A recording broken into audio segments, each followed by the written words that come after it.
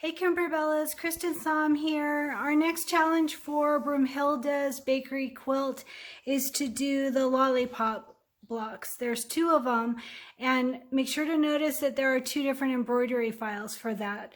They're not the same. And let's see, so our main fabric is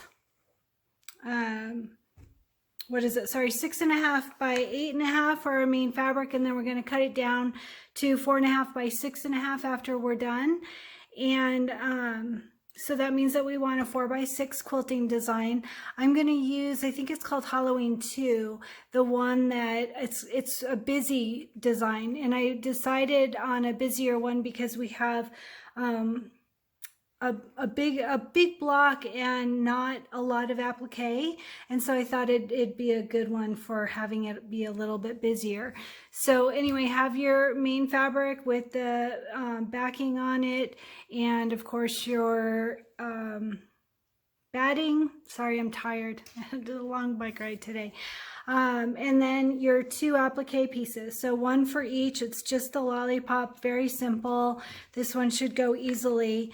There was something else I was going to tell you. 4 by 6 for your quilting design. I'm going to use Halloween 2 and 6.5 by 8.5. So the design itself is just 5 by 7. And our quilting is 4 by 6. So I'm just going to use my 5 by 7 hoop. And I think that's it. I think we're ready to go.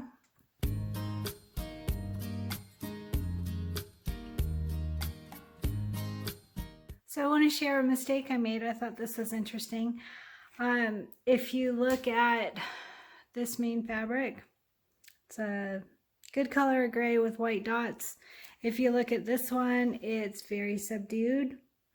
It's because I ironed on the stabilizer on the wrong side. So it does happen. We make mistakes. I thought that was pretty funny. I'm glad I noticed it.